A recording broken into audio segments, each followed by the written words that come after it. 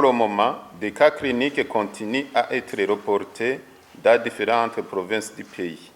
Notons que des cas de signes cliniques de la maladie sont rapportés dans les provinces de Karusi, Cibitoki, Kayanza, Bujumbura, Makamba, Muramvya, Mwaro, Rumonge, Bubanza et Gitega, faisant un total de 13 provinces touchées jusqu'au 6 juillet 2022.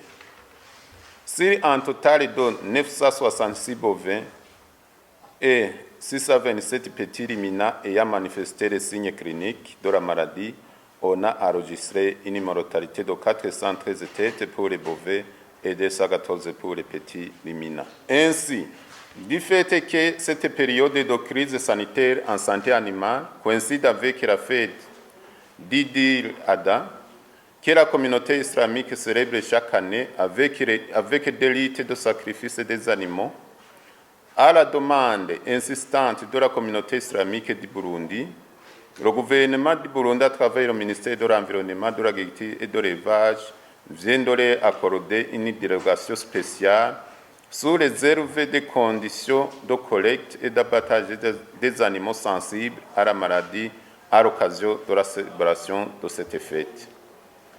Ces conditions visant à limiter les risques d'accélération de la propagation de cette maladie sont les suivantes.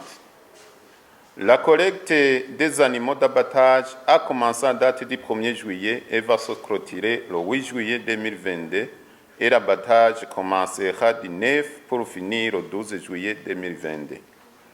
Les activités d'achat et de rassemblement des animaux dans les différents sites préidentifiés, quarantaine, doivent être effectuées en étroite collaboration avec les représentants de la Comibo au niveau province, l'administration provinciale et les bureaux provinciaux de l'environnement, de l'agriculture et de l'élevage. Les animaux achetés doivent être bien identifiés par un marquage approprié pour éviter des dérapages. L'inspection anti-mortem et post-mortem doit être réalisée systématiquement pour chaque animal par les techniciens vétérinaires du ministère ayant l'élevage dans ses attributions. Et la viande, ici des animaux abattus, fera l'objet de la cuisson dans les ménages de la communauté islamique. Les abattages doivent se faire dans les abattoirs connus ou d'autres sites d'abattage pré-identifiés en collaboration avec les BPAE et l'administration. Après l'abattage, les issues des animaux comme le sang et autres déchets seront enfouis directement et les liés d'abattage feront objet d'un nettoyage des infections appropriées par les services vétérinaires. Les animaux présentant des signes d'une quelconque maladie ne doivent pas être abattus et resteront en quarantaine sous traitement. Le ministère de l'Environnement, de l'Agriculture et de l'Élevage interpelle les représentants de la Comibu au niveau de chaque province, les gouverneurs des provinces, les directeurs des bureaux provinciaux de l'environnement, de l'agriculture et de l'élevage, ainsi que la police de veiller au strict respect de ces conditions énumérées ci-dessus.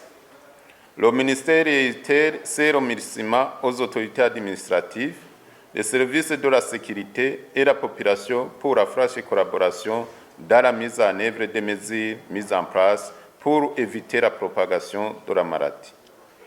Le ministère de l'Environnement, de l'Agriculture et de l'Élevage profite de l'occasion pour informer l'opinion publique en général et les éleveurs en particulier ce qui suit. La mobilisation des fonds continue pour faire face à cette maladie.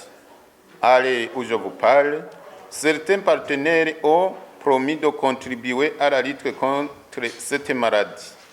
En montant d'1 800 000 $ américains, c'est-à-dire 1 200 000 pour le FIDA, 500 000 $ pour la FAO, 100 000 $ pour le Programme alimentaire mondial et 5 millions de francs burundais par l'ONG Food for the Hungry ont été promis. Nous estimons que les premiers vaccins seront disponibles à partir du mois d'août 2022 afin de commencer la campagne de vaccination pendant la période propice.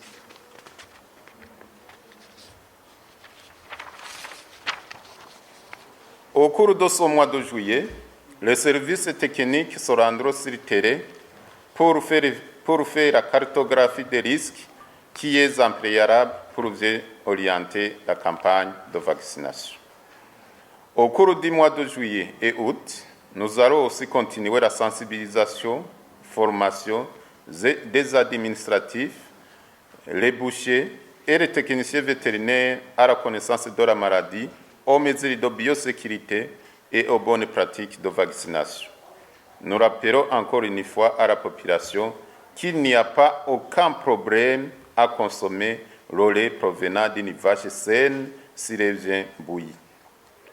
Compte tenu de la dangerosité et de la particularité de la maladie, en s'appuyant sur les avis des experts nationaux et internationaux, le ministère interpelle les éleveurs qui désirent se mettre ensemble pour acquérir le vaccin, de s'abstenir et d'attendre le vaccin qui sera acquis à travers ce programme de lutte.